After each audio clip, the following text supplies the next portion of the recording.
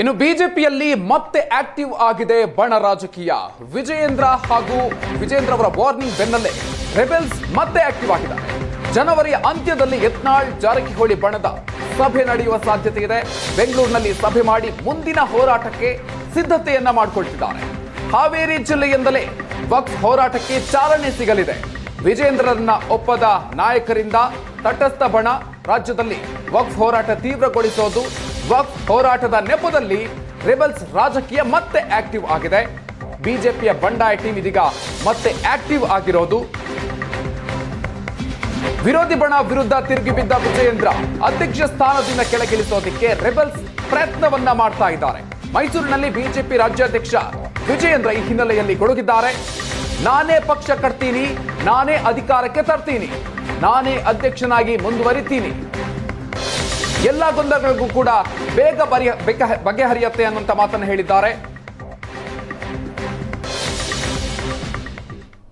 ರಾಜ್ಯದ ಅಧ್ಯಕ್ಷನಾಗಿ 1 ವರ್ಷಗಳ ಕಾಲ ನಿರಂತರವಾಗಿ ಈ ಭ್ರಷ್ಟ ಕಾಂಗ್ರೆಸ್ ಸರ್ಕಾರದ ವಿರುದ್ಧ ಹೋರಾಟವನ್ನು ಮಾಡ್ಕೊಂಡು ಬಂದಿದ್ದೇವೆ. ಭಾರತೀಯ ಜನತಾ ಪಾರ್ಟಿ ನಮ್ಮೆಲ್ಲ ಕಾರ್ಯಕರ್ತರು ಸಹಕಾರ ನೀಡಿದ್ದಾರೆ.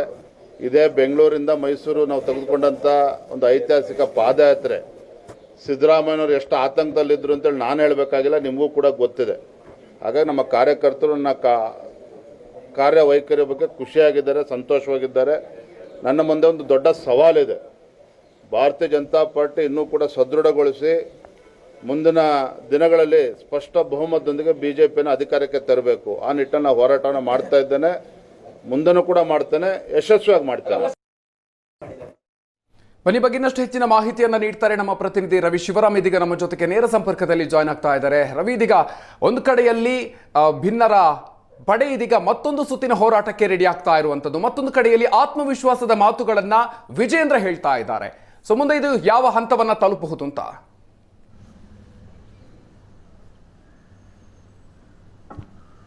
ಮಧುಕರ್, ಯತ್ನಾಳ್ ಟೀಮ್ ದೆಹಲಿಗೆ ಹೋಗಿ ವಕ್ಫ್ ಹೋರಾಟದ ಒಂದು ರೂಪುರೇಷೆಯನ್ನು ಮತ್ತು ನಾವು ಮಾಡಿದಂಥ ಹೋರಾಟ, ರೈತರಿಂದ ಪಡೆದಂಥ ಮಾಹಿತಿಗಳನ್ನು ವಕ್ಫ್ ಸಮಿತಿಯ ಮುಂದೆ ಕೊಟ್ಟು ಬಂದಿದ್ದಾರೆ. ಅದಾದ ಬಳಿಕ ಈಗ ಮತ್ತೆ ಆ ಹೋರಾಟವನ್ನು ತೀವ್ರಗೊಳಿಸುವ ನಿಟ್ಟಿನಲ್ಲಿ ಬೆಂಗಳೂರಿನಲ್ಲಿ ಈ ತಿಂಗಳ ಅಂತ್ಯದಲ್ಲಿ ಸಭೆಯನ್ನು ಮಾಡಿ, ಸಭೆಯಲ್ಲಿ ನಾವು ಎಲ್ಲೆಲ್ಲಿ ಹೋರಾಟವನ್ನು ಮಾಡಬೇಕು, ಯಾವ ರೀತಿಯಾಗಿರಬೇಕು ಮತ್ತು ಸಭೆಗೆ ತಟಸ್ಥ ಮಾಡದವರನ್ನು ಕೂಡ ಕರೆದ್ರೆ ಹೇಗಿರುತ್ತೆ ಎನ್ನುವಂಥ ಯೋಚನೆಯನ್ನು ಕೂಡ ಮಾಡಿದ್ದಾರೆ ಎನ್ನುವಂಥ ಮಾಹಿತಿಗಳು ಮೂಲಗಳಿಂದ ಗೊತ್ತಾಗ್ತಾ ಇದ್ದಾವೆ. ಯತ್ನಾಳ್ ಅವರಿಗೆ ಒಂದು ಹಂತದಲ್ಲಿ ಹೈಕಮಾಂಡ್ ಕೂಡ ವಕ್ಫ್ ಹೋರಾಟವನ್ನು ಮಾಡೋದಕ್ಕೆ ಗ್ರೀನ್ ಸಿಗ್ನಲ್ ಅನ್ನು ಕೊಟ್ಟಿದೆ.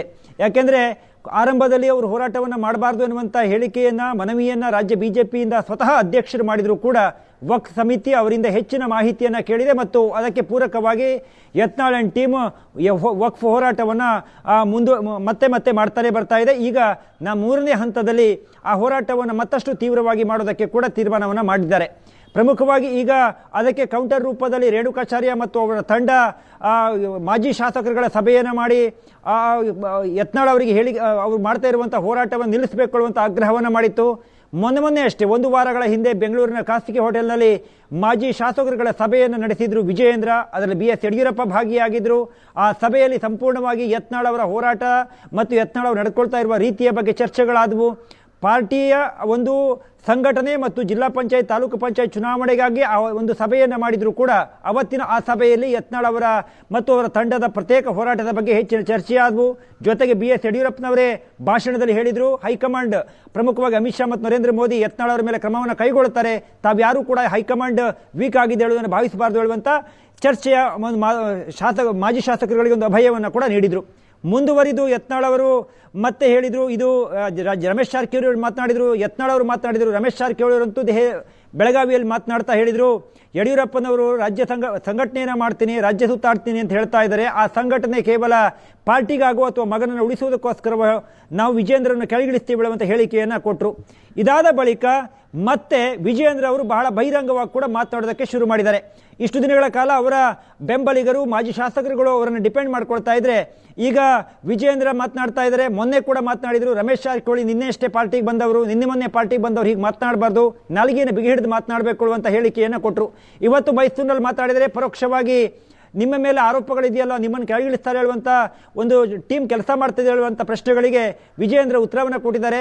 ಪಾರ್ಟಿಯನ್ನು ಬಹುಮತದಿಂದ ಅಧಿಕಾರಕ್ಕೆ ತರಬೇಕು, ಆ ಜವಾಬ್ದಾರಿ ನನ್ನ ಮೇಲೆ ಇದೆ ಹೇಳುವಂಥ ಒಂದು ಹೇಳಿಕೆಯನ್ನು ಕೊಟ್ಟಿದ್ದಾರೆ. ಅದರ ಅರ್ಥ ಪರೋಕ್ಷವಾಗಿ ಚುನಾವಣೆ ಅಂದರೆ ಮುಂದಿನ 2028ರ ಚುನಾವಣೆಗೆ ನಾನೇ ರಾಜ್ಯಾಧ್ಯಕ್ಷನಾಗಿರ್ತೇನೆ, ನಾನೇ ಪಾರ್ಟಿಯನ್ನು ಅಧಿಕಾರಕ್ಕೆ ತರ್ತೇನೆ ಹೇಳುವುದರ ಮೂಲಕ ವಿರೋಧಿಗಳು ಅಥವಾ ವಿಜೇಂದ್ರ ಅವರ ನಾಯಕತ್ವವನ್ನು ಒಪ್ಪದೇ ಇರುವಂತವರಿಗೆ ಇಲ್ಲ ನಾನೇ ರಾಜ್ಯಾಧ್ಯಕ್ಷರಾಗಿರ್ತೇನೆ, ನಾನೇ ಅಧಿಕಾರಕ್ಕೆ ತರ್ತೇನೆ ಹೇಳುವಂತ ಹೇಳಿಕೆಯನ್ನು ಕೊಡುವುದರ ಮೂಲಕ ಪಾರ್ಟಿಯಲ್ಲಿ ಹೈಕಮಾಂಡ್ ನನಗೆ ಶ್ರೀರಕ್ಷಿದೆ ಹೇಳುವಂತ ಸಂದೇಶವನ್ನು ಕೂಡ ಕೊಡುವಂತ ಪ್ರಯತ್ನ ಮಾಡ್ತಾ ಇದ್ದಾರೆ.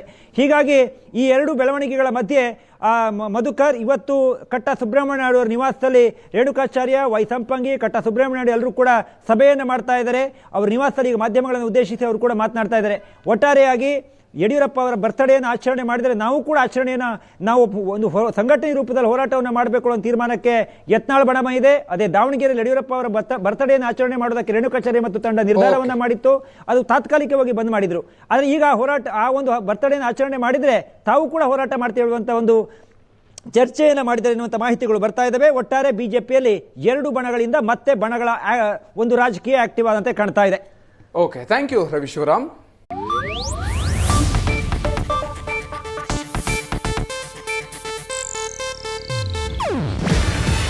ಇದು ಏಷ್ಯಾನೆಟ್ ನ್ಯೂಸ್ ನೆಟ್ವರ್ಕ್ ಪ್ರಸ್ತುತಿ. ನೀವು ನೋಡ್ತಿದ್ದೀರಾ ಏಷ್ಯಾನೆಟ್ ಸುವರ್ಣ ನ್ಯೂಸ್.